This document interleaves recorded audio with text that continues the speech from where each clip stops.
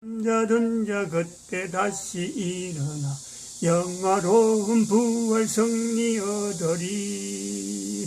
주의 택한 모든 성도 구름 타고 올라가 공중에서 주의 얼굴 배우리. 나팔 불 때 복선이 불 때 복선이 이름. 나팔 불 때 복선이 이름. 나팔 불 때 복선이 이름. 부를 때에 잔치 참여하겠네. 아멘. 하나님 말씀 창세기 3장입니다. 창세기 3장 1절에서 6절 말씀 교독합니다. 1절 말씀 제가 먼저 받들어 봉독드립니다. 여호와 하나님의 지으신 들짐승 중에 뱀이 가장 강교하더라. 뱀이 여자에게 물어 가로되 하나님이 참으로 너희들의 동산 모든 나무의 실과를 먹지 말라 하시더냐. 여자가 뱀에게 말하되 동산 나무의 실과를 우리가 먹을 수 있으나 동산 중앙에 있는 나무의 실과는 하나님의 말씀에 너희는 먹지도 말고 만지도 말라. 너희가 죽을까 하노라 하셨느니라. 뱀이 여자에게 이르되 너희가 결코 죽지 아니하리라. 너희가 그것을 먹는 날에는 너희 눈이 밝아 하나님과 같이 되어 선악을 알 줄을 하나님이 아심이니라. 여자가 그 나무를 본즉 먹음직도 하고 보암직도 하고 지혜롭게 할 만큼 탐스럽기도 한 나무인지라. 여자가 그 실과를 따먹고 자기와 함께한 남편에게도 주며 그도 먹은지라. 아멘. 창세기 3장에 나오는 사탄입니다. 사탄이 얼마나 강교하냐. 사탄이 강교한 것을 우리 인간들은, 인류는 잘 몰랐습니다. 잘 몰랐어요. 또 그러고 인류하고 어떻게 연관성이 있느냐 잘 몰랐어요. 예수님이 오셔가지고 사탄의 정체를 드러내는데 얼마나 강교한 사탄인지 예수님이 40일을 금식해야 접근하는, 그렇게 강교합니다.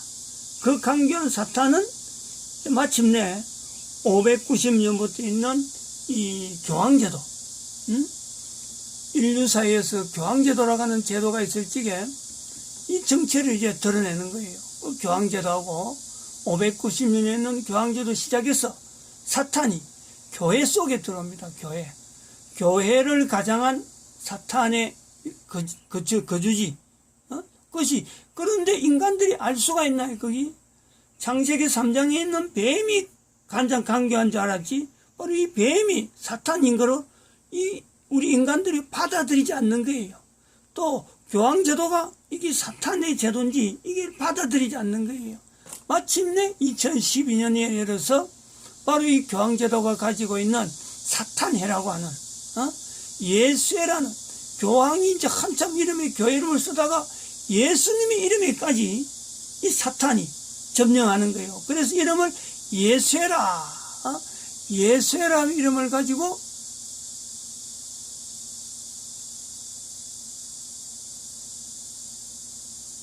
예수회, 예수회라는 이름을 가지고 지금 전 세계 인류 가운데 교황도 마음대로 주문을 버리는, 교황제도 자체도 예수회가 들어가가지고 지금 현재 프란시스코 교황이 바로 예수의 출신으로 떡 버티고 앉아있는, 그렇게 강교한 것이 사탄의 강교함이 현재적으로 일어나고, 그런 사탄의 강교함이 바로 대한민국에서, 북한에서, 중국에서 일어나고 있단 말이죠. 오늘은 이 중국과 이 대한민국의 관계, 이것이 나타난 내용이 북한의 상황을 두고 한번 우리가 징후를 보려고 합니다. 예를 들어서 신인균 국방티브에서 북한의 무수한 핵기지가 이상징후다. 여기 이상징후가 지금 중국이 북한을 이용한다 하는 이 사탄의 강교함이 있는데, 바로 우리는 이것이 대한민국이 나아가는 대한민국이기 때문에 앞으로 북한이 이 달라지는 그 핵기지를 통해서 중국에게 어마어마한 위협이 되는 그런 요소가 있을 것이다 하고 지금 바라보려는 요소가 있습니다. 일단 이 내용을 한번 들어보시고 우리가 정리를 나중에 다시 하겠습니다. 이 북한의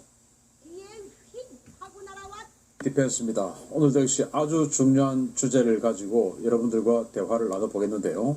지금 북한에 뭔가 새로운 전략기지를 만드는 그런 심상치 않은 움직임이 있다고 합니다. 북한이 무수단 미사일 기지 여기에 이상 동향이 있고 대폭 확장을 하고 있는데 이거 이래서는 안 되는 자리거든요. 북한의 전략적으로 그들의 전력상 이런 확장이 있을 수 없는 곳인데 이런 짓을 지금 하고 있습니다. 어떤 염려에서 이러는지 한번 알아보겠는데 또 미국은 여기에서 또 시울프 최강의 핵잠수함이죠. 시울프를 이 지역에 출격시켰습니다.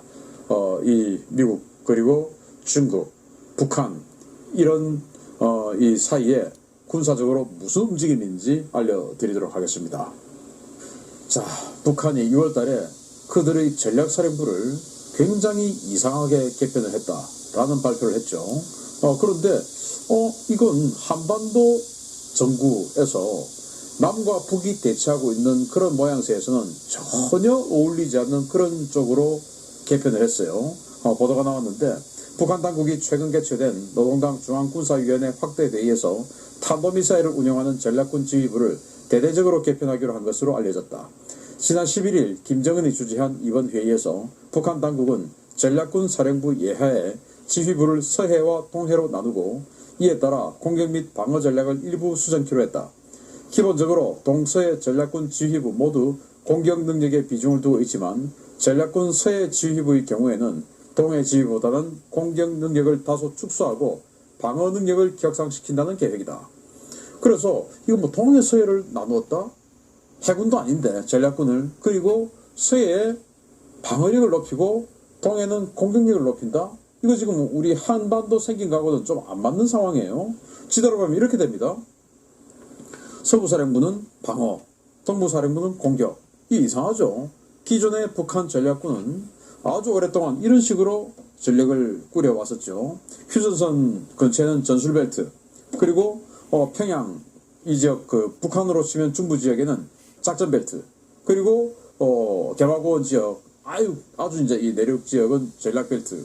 이런 식으로 3단계로 미사일들을 탄도미사일들을 배치를 해서 이 전술벨트는 직접 대한민국 공군기지나 대한민국 주요 기지를 때리는 이런 탄도미사일을 배치를 하고 작전벨트는 이제 중거리 미사일을 배치해서 한반도로 증원되어 오는 미군 전력이나 이런 것들을 때리고 또 유엔사 후방기지 이런 것들을 때리는 역할을 하고 전략벨트는 이제 미국의 괌이나 또는 미 본토, 하와이 이런 것들을 때려서 미국의 전쟁 개입 의지를 약화시키는 뭐 이런 식으로 해서 3단계로 탄도미사일을 배치를 했는데 이걸 동서로 지금 다시 재편한다.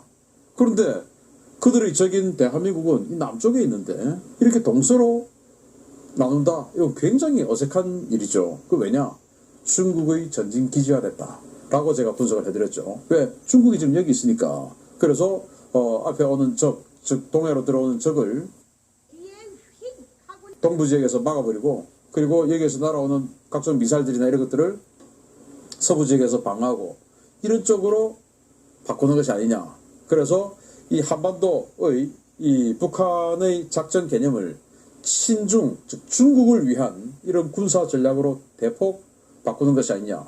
왜? 그러면서 자신들이 좀 생존해야 되니까 중국의 그런 이해관계를 들어주면서 자신들의 생존을 모색하는 이런 쪽으로 전략군을 개편했다라고 보는 것이죠.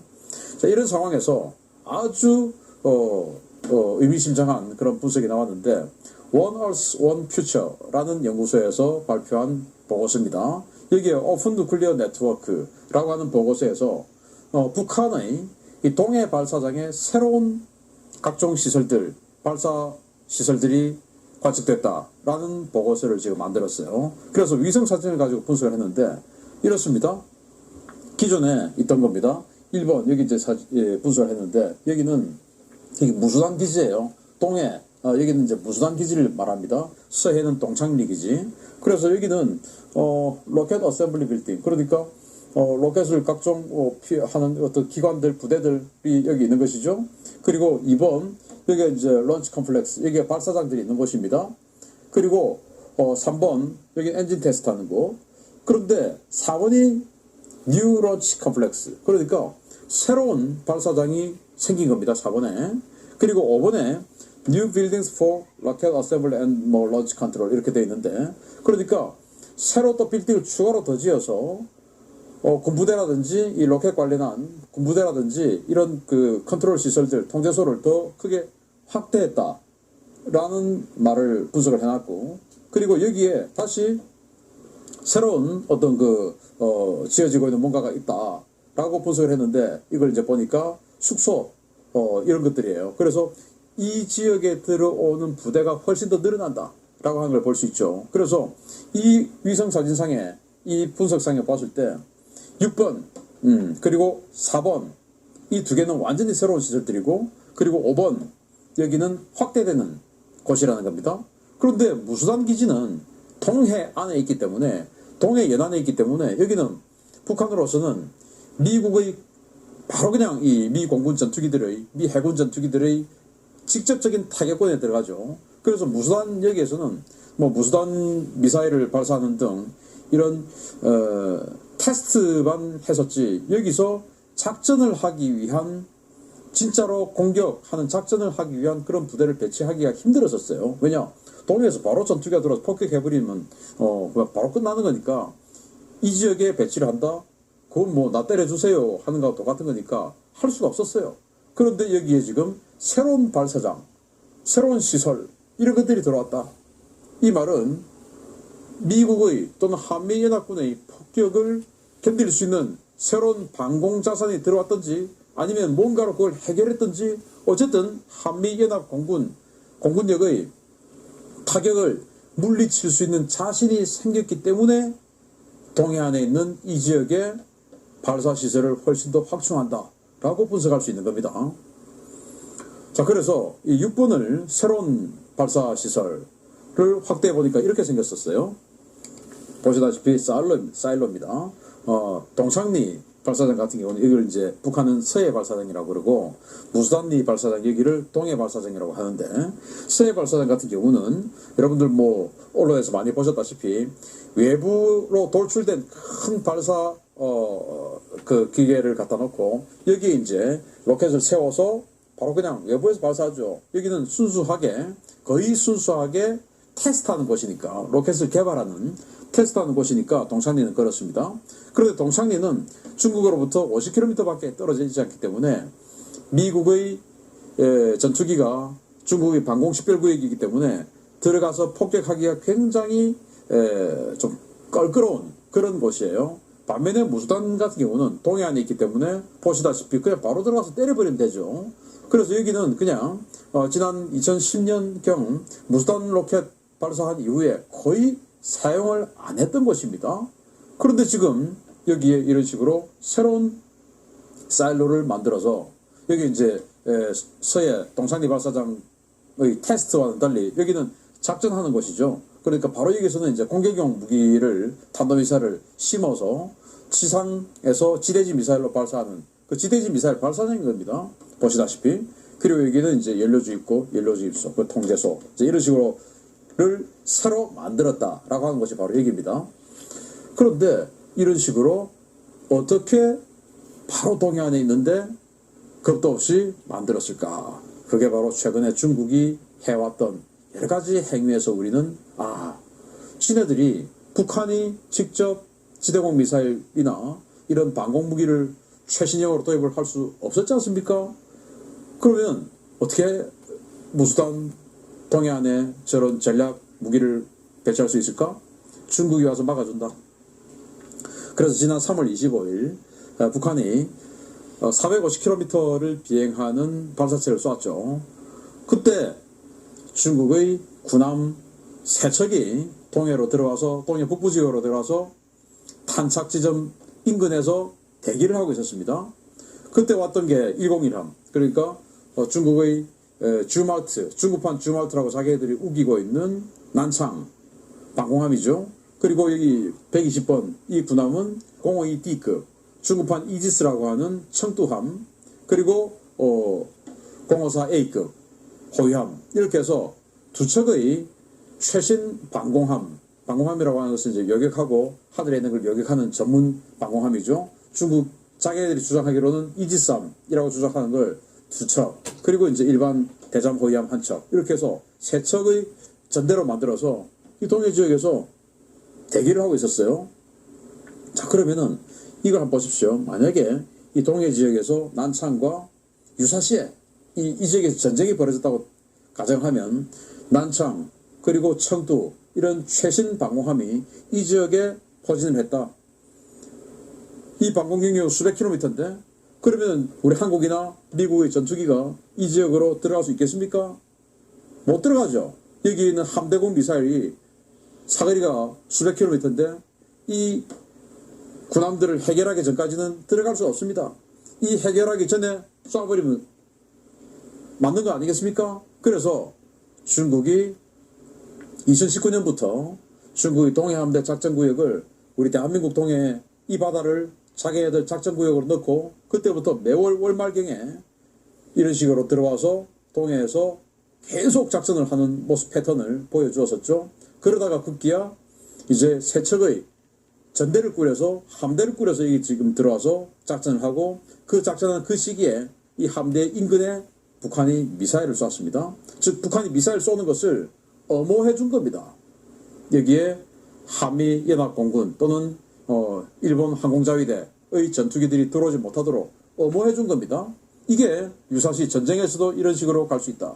그러면 무수단 이 동해발사장은 탄도미사일을 쏠 수 있는 그런 실제적인 작전 자산이 되는 것이죠. 이런 식으로 중국과 북한이 합의를 했을 가능성이 크다라고 보는 것입니다. 그래서 라파엘 페랄타 미국의 실함대 이지스 구축함인데 이 라파엘 페랄타가 6월 16일 날 동해로 들어가지고 우리는 무력 시위했다라고 자기들이 직접 밝혔어요.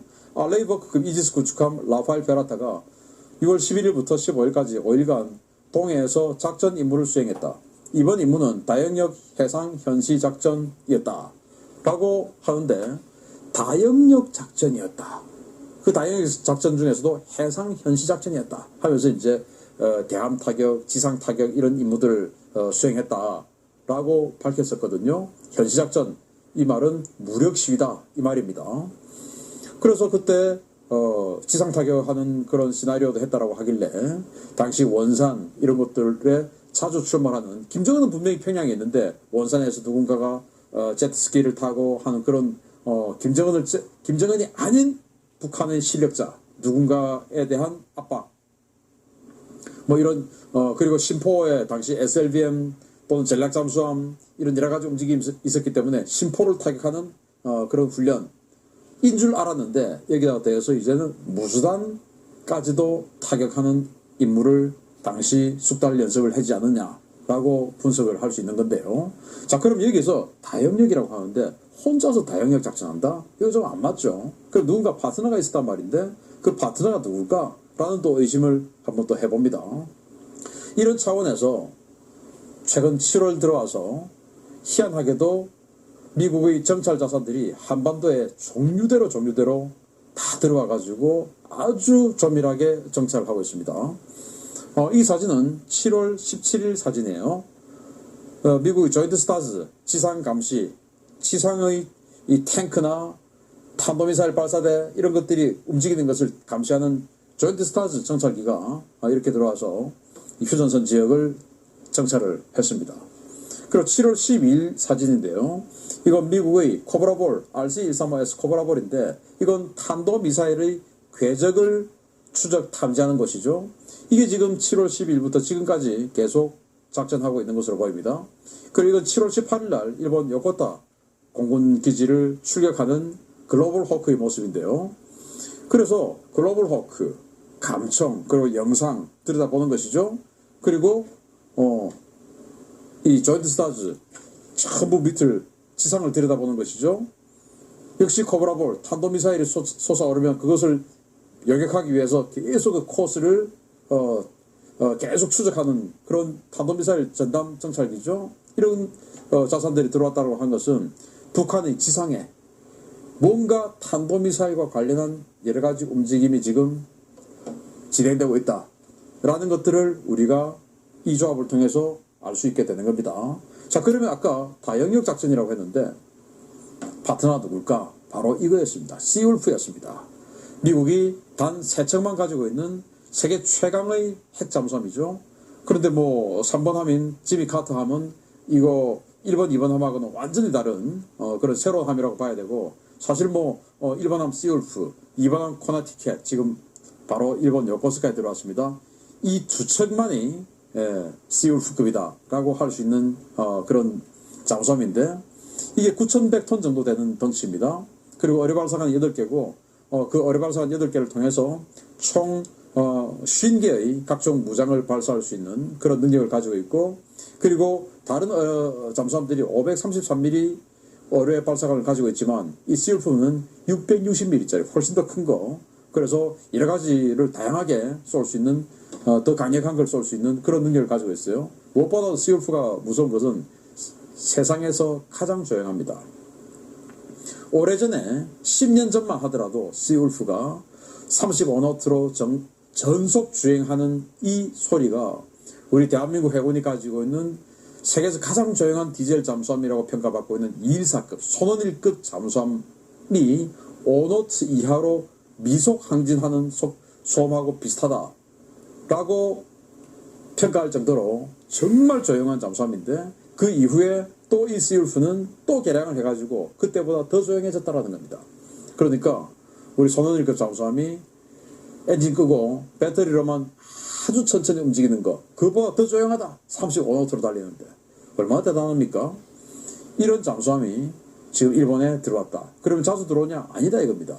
2017년 화염과 분노 하던 그 시절에 들어왔던데 지금 이제 또 들어왔다. 그럼 화염과 분노 돌이켜보면 그때가 얼마나 큰 위기였습니까? 정말로 전쟁을 하려고 미국이 마음먹었던 시절이었기 때문에 그런 위기가 지금 또 이 지역, 동해 지역에서 고조되고 있는 것은 아닐까. 그것은 뭐 북한의 저런 탄도미사일 움직임도 있지만 또 북한의 지금 여러 가지 정권, 이런 숙청, 권력투쟁, 이런 여러 가지 아주 돌발적인 상황이 발생할 수 있는 북한 내부적인 문제도 있을 수 있고, 그래서 동해 지역으로 들어왔지 않을까. 근데 요코스카에 이 시울프가 들어왔다고 하는 것은 이건 동해 작전 구역입니다. 만약에 이 시울프, 이 코네티켓 함이 오키나와의 화이트비치 함으로 항구로 들어왔다고 하면은, 이거 지금 대만 문제 때문에 심각해서 남중국해나 동중국해에서 대중국 견제 작전을 했을 수 있다라고 판단할 수 있지만, 지금 이 요코스카로 들어왔기 때문에 이건 동해에서 작전하는 그런 흔적이다라고 할 수 있거든요. 시울프는 언제 들어왔냐? 5월 27일 날 시애틀 앞의 키셉 해군기지를 출항했어요. 그리고는 라파엘 페랄타하고 연계작전을 동해에서 한 것으로 추정됩니다. 그리고 50여일 만에 요코스카에 입항했습니다. 이 시울프는 1998년에 취역한 시울프급 잠수함의 2번함인데, 코너티켓은 최정상급 기술을 적용하고 지속적인 개량을 통해서 수중 항해 중에 소음이 전략적 매복 임무를 수행하는 오하이오 SSBN보다 적은 것으로 평가되고요. 적의 SSBN, 즉 전략 원자력 잠수함에 대한 헌터킬러 임무, 그리고 전략 정보 수집 등 민감한 임무를 수행하는 잠수함입니다. 같은 핵 잠수함인데 미국의 오하이오급 전략 핵 잠수함, 여기는 이제 핵 탄도미사일이 들어가죠. 이게 엔진 뭐 아주 조용하게 그냥 대기하고 있는 그 소음보다 이 시울프가 전속 최고속도로 주행하는 소음이 더 작다라고 할 정도로 정말 대단한 잠수함인데, 이게 지금 동해에 들어와서 뭔가 일을 했다라는 말입니다. 자, 그러면은 이 지금 왜 이런 식으로 군사력이 움직이고 있느냐? 일단 미국과 일본, 그리고 중국과 북한의 그들이 생각하는 최후 방어선이 너무 다르다. 그래서 미국과 일본은 한반도를 자기네들의 영역으로 넣고 싶죠. 그래서 과거에 우리 에치슨 라인이라고 알고 있지 않습니까? 그래서 한반도를 자신들의 영역으로 넣고, 그리고 대만도 자신들의 영역으로 그대로 보호하고, 이렇게 해서 중국을 에워싸는 이런 방어선을 강구를 합니다. 지금 현재 이 대한민국 정부는 미국과 일본 같은 이 서방 세계하고는 완전히 결이 다르죠. 그렇지만은 그렇기 때문에 대한민국 정부가 협조를 안 하기 때문에 일본 이지스함이 직접 서해에 들어와서 정말 희한하게도 말도 안 되게도 우리 대한민국 해군이 있음에도 불구하고 일본 이지스함이 여기 들어와서 방공 임무를 하고 돌아갔습니다. 그걸 또 과시를 했죠. 그 말은 한국 정부 니들이 안 하면 우리가 한다 라고 하는 것이죠. 그런데 중국은 어떠냐? 한반도, 북조선, 그리고 대한민국 이 모두를 자신들의 영역권에 넣고 싶죠. 그리고 대만을 병합하고 싶죠. 이게 미국 그리고 중국의 동상이몽입니다. 그래서 중국도 대한민국을 자신들의 영역에 넣고 싶고 미국도 대한민국을 자신들의 영역에 넣고 싶습니다. 결국 우리 선택입니다. 우리가 선택할 수 있는 겁니다. 그럼 어떻게 선택해야 됩니까? 당연히 자유민주주의 정치체제 그리고 선진국의 우리 편을 만들어 놔야 되겠죠. 그런데 우리 대한민국 정부는 지금 현재 이 정부는 전혀 다른 생각을 하고 있는 거 아니겠습니까? 사회주의, 공산사회주의, 대선 후보들도 마찬가지입니다. 땅을 400평 이상 가지지 마라. 돈을 4억 원 이상 자식에게 물려주지 마라. 이런 소리, 즉 공산사회주의자들 아닙니까? 그런 소리 하는 사람들. 그런 사람들이 집권을 하게 되면 어떻게 됩니까? 우리는 빨간선 안으로 들어가게 된다. 즉 자본주의, 자유민주주의에서는 완전히 그냥 끝나는 상황이 될 수 있습니다. 그래서 지금 우리 대한민국 정부는 전혀 자유민주주의 협조를 하고 있지 않기 때문에 일본이 서해로 들어와서 작전하는 이런 황당한 상황이 연출되고 있는데 이건 뭐 길게 가서 영구히 이런 식으로 고착화돼서는 안 되겠죠. 일본이 왜 서해에 들어와서 작전을 해야 됩니까? 우리가 있는데. 그래서 내년 3월 대선에서 반드시 자유민주주의자를 대통령으로 뽑아서 우리 대한민국이 또 이 동북아시아에 흰색 방어선이 그어지기를 기대합니다. 우리 노력해야 됩니다. 마치겠습니다. 감사합니다.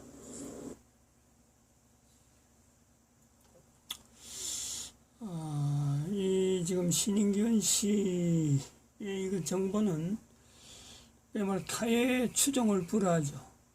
이런 정보를 또 현재 정권하고는 전혀 어떤 반대 방향으로 이렇게 우리 같은 사람이 듣기에는 너무너무 귀한 자료입니다. 그러나 한편으로는 그 신인균 씨가 보는 시각하고 대한민국 망했다라는 호칭을 가지고 대한민국이 앞으로 전 세계 가운데 대한민국이라는 이름이 계속하면서 인류 사이에 미국과 이스라엘 그리고 대한민국 요 세 나라의 어떤 주도적인 세계의 역사를 이끌어가는 그 위치에서 보면은 지금은 요원한 이야기지만은 하여튼 고루한 것을 우리가 염두에 두고 지금 주장을 하고 있습니다. 그리고 두고 볼 때는 이 내용은 중국 자체라는 나라 자체가 그 코로나를 통해서 우리가 중국이 망했다라고 하는 이름을 그런 평가를 했습니다. 그래서 그 평가를 우리가 2020년도에 그 평가를 했는데 중국 망했다. 중국 망했다는 것은 미국 망했다나 대한민국 망했다, 이스라엘 망했다. 이 세 가지하고는 전혀 결이 다른 중국의 멸망입니다. 중국의 멸망. 중국의 멸망은 1023 571이죠. 1023